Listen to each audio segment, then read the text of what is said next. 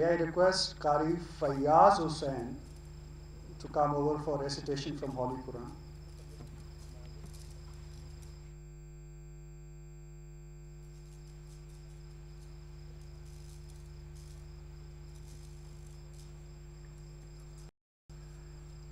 أعوذ بالله من الشيطان الرجيم بسم الله الرحمن الرحيم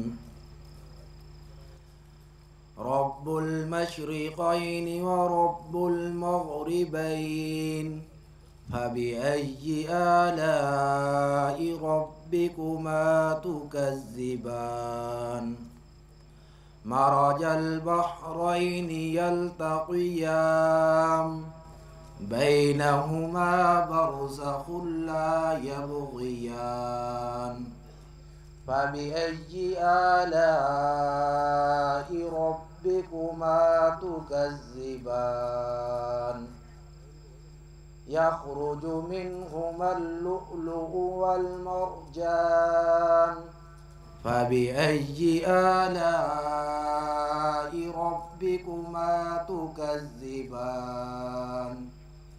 وله الجوار المنشآت في البحر كالأعلام فبأي آلاء ربكما تكذبان كل من عليها فان ويبقى وجه ربك ذو الجلال والإكرام فبأي آلاء ربكما تكذبان صدق الله العظيم. Your Excellency, APMA is the premier textile industry association and its members are from the corporate sector covering the entire value chain of the textile industry from fiber to fashion. The textile industry contributes 60% towards exports of the country and the backbone of our economy. It has strong linkages with the agriculture sector and cottage industry. In spite of the present odds against it, the strength and resilience of the industry enables it to sustain in the fiercely competitive global textile market. I'll request the newly elected chairman, APTMA, Sayyid Ali Ahsan, to come over. He's elected chairman for the Punjab region, and I would request him to come over to welcome His Excellency Governor Punjab. Please give him a big hand. Bismillahirrahmanirrahim. Thank you all. I welcome on behalf of APTMA Punjab. I welcome our honorable guest, Mr. Muhammad Rafiq Rajwana, Honorable Governor of Punjab, all my distinguished APTMA members, our members from Karachi, from KPK, and also from Punjab. I would like to thank Gaur Ijaz Sahab. As always, he is very magnanimous. In fact, day before yesterday, when we went to the government house to call on the governor and introduce the new Punjab team, and when we told him that the venue would be Lake City, so he jokingly said to me, "Is Gaur Sahab trying to do marketing as well?" With those thoughts, I would like to welcome Mr. Amir Fayaz, our new chairman for the center, to shed light on his plans for the industry in the year 2016 and 17. Amir Sahab. Honorable Governor of Punjab, Malik Muhammad Rafiq Rajwana, our host and group chairman, Mr. Gaur Ijaz, former chairman of APTMA, current office bearers, EC members, friends and colleagues, Assalamu alaikum. I wish to thank all our APTMA members for reposing their confidence in the new team of APTMA. myself as the chairman, our senior vice chairman Mr. Zahid Mazhar, our vice chairman Mr. Ali Parvez, our Punjab chairman Mr. Ali Ahsan, Sindh Balochistan chairman Mr. Asif Inam, and our KPK chairman Mr. Taimur Shah.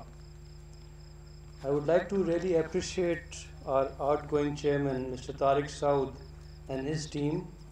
Last year was also a difficult year for the textile industry, and he and his team worked very hard in convincing the government of the difficulties that we are in. And inshallah, whatever he's built in terms of the efforts, we will continue those efforts and try and achieve what was not achieved during his term. But there are many things that the outgoing chairman, Mr. Tariq Saud, and his team did for APTMA and for the textile industry. These days, being chairman of APTMA is a tough job, and I want to really know, mujhe dhakka kisne diya? Some of those people I see sitting in our audience, and that's a joke, a private joke I have with them. Textile industry is the backbone of our economy. It's the largest employer in the country. It earns over 60% of all export revenues, and it represents the entire value chain from fiber to fashion. Our industry is passing through one of the most difficult periods in its history. Last year, cotton crop failure, where 50% of the standing cotton crop was destroyed, resulted in over a $1.5 billion hit to our farming sector. It adversely impacted the GDP growth of our country by 0.5%. This year also the crop expected to be is below 11 million bales against our consumption of 14 million bales, and the industry will end up with importing about 3 million bales from outside Pakistan. We are faced with an ever increasing cost of doing business. Our energy cost is highest in the region. Electricity at 11 cents. If we compare this to our regional competitors, they are somewhere around 7 to 8 cents per kilowatt hour. In the case of India, Bangladesh, and China. Similarly, for gas, we are paying $8.50 per MMBTU versus below $5 for our competitor in the regions India, Bangladesh, and China. Our currency is overvalued by at least 10%, according to World Bank and other international financial institutions. As a result, our exports have been rendered uncompetitive, and we saw a drop of $4 billion in our overall exports. From $24 billion, they came down to $20 billion during the last fiscal year. And unfortunately, this trend is continuing. Our balance of trade deficit for the first quarter of the current fiscal year is $7.05 billion. That's just for the 3 months. And it is projected to exceed $28 billion in this current financial year. And this is projected at an oil price of around $52. And all projections are indicating that the oil prices are going to really start going up. And this $28 billion deficit in trade is really a very conservative figure. Our remittances last year were $19 billion, and now with all the unemployment and other issues that have been facing the Middle Eastern economies, it is expected that this financial year we will not achieve $19 billion in home remittances. My question is, where is the shortfall of $10 billion going to come from? This is just the trade deficit shortfall we are talking about. If you add to this the principal repayments that the government of Pakistan has to make over the loans that were borrowed, that is another $7 billion. So we are now talking of a gap of $17 billion over the next financial year.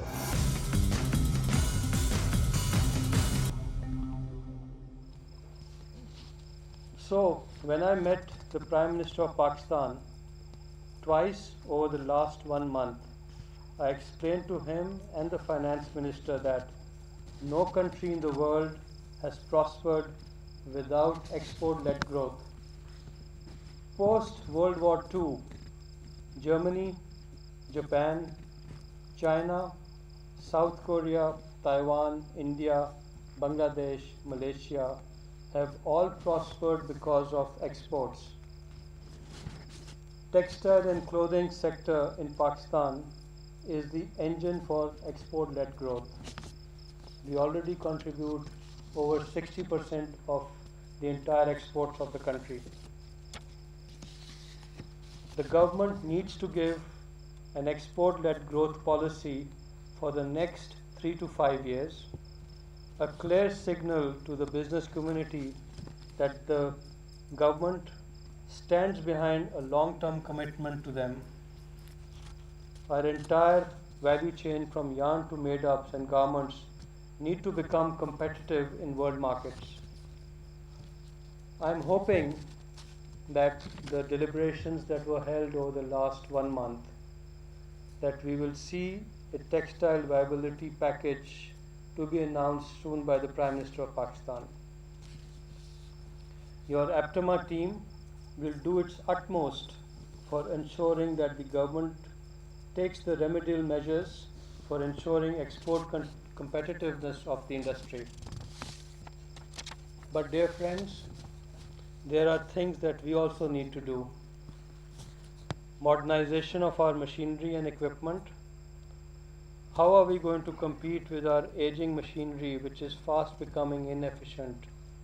We all know that a lot of our machinery and equipment is labor intensive. Today, with the newer technologies, people in the world are running these plants with 1/3 of the labor force and with a lot more energy efficiency. I was looking at some equipment, and I found that equipment now, for example, the weaving looms and all, are about 30 to 40% more energy efficient over last 7 to 8 years, and it's about 30% faster. So if I look at some of that equipment today, brand new equipment, the cost of conversions are lower than they were for the equipment which is already paid off. So we as an industry need to look at how we are going to modernize ourselves. It's easy for me to say that we need to modernize because we need to spend money on that. But I think that is the need of the hour. We need to do these certain things that is within the ambit of the industry.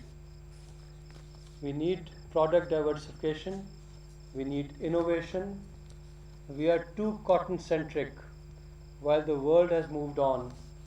Today, the textile and clothing sector in the world, man-made fibers has overtaken cotton, and we need to look at that also. Otherwise, we will keep sticking to cotton-centric products and be facing various vagaries of nature. We need to look at better marketing. We need to look at new markets that we can explore. We need to move up the value chain. I am afraid, just producing yarn is not going to do what we need to do in terms of making our companies and our businesses profitable. I think all of us will need to look at what our companies, each company has a unique situation. I think each company has to find a niche for themselves. But besides what we need the government to do in terms of making us world competitive, we need to look at our own house as to how we can change things. Recently the government allowed the long-term financing facility, and today at around 3 to 4% we can borrow long-term loans for 10 years with no exchange risk, and we can modernize our equipment, and we can go for more productive and more energy efficient. So I think at the end of the day, I think what we are okay, the entire team of APTMA is going to be putting their best efforts to get what we can from the government in terms of making us competitive and make and on the same level playing field vis-a-vis our competitors. But there are things that we have to do ourselves also. In the end, I went to a school, and I'd like to just mention the motto of our school. It said, "Perseverance commands success." I think we have to all persevere and put in our best efforts, and inshallah, God, with all His blessings, will help us to achieve that success. Thank you. Bismillah ar-Rahman ar-Rahim. Thank you, Governor Sahab, for the words of encouragement. Thank you, Gaur Sahab, for hosting the entire association at Lake City. It is a great pleasure to listen to what the Governor Sahab said and what the Chairman APTMA said. I also went to the same school, so I know the motto that he is referring to. Governor Sahab is the chairman of that board, so he also understands what it means when you say perseverance commands success. My only 2 cents of advice would be that this crisis has prolonged for too long, and the deterioration is continuing. As the Chairman APTMA pointed out, this year you're looking at further decline in exports of about $2-3 billion, and with the oil prices going up, you'll have further pressure on the import side as well. So I think every bit of encouragement, every bit of support to the export sector would be much appreciated. And I am glad to hear what the Honorable Governor had to say, that he's available at the association's beck and call, and he's willing to take up the cause of the export industry. Governor Sahab, usme just to add on that, another fact that I just wanted to bring to your notice, it's just not the textile industry which is in crisis. It's also the other export sectors which are in crisis, because if you look back 5 years, the share of textile exports in the overall exports of the country was about 50-55%. Now it's come up to, the data that's just been released today, the share of textiles has come up to 65%, which means the other sectors are also suffering. So it's not as if the textile industry is doing something wrong. It is the macroeconomic situation which is making the industry uncompetitive, and we need to address those structural issues so that the export-led growth can be achieved. With that, Ji, I don't want to take up too much of your time. So thank you once again, Ji, for the words of encouragement and your support. Malik, and that's all for this evening. Thank you for your visit, for your presence over here, and thank you very much, Governor Sahab, especially for you for coming here. Please, dinner is ready, sir.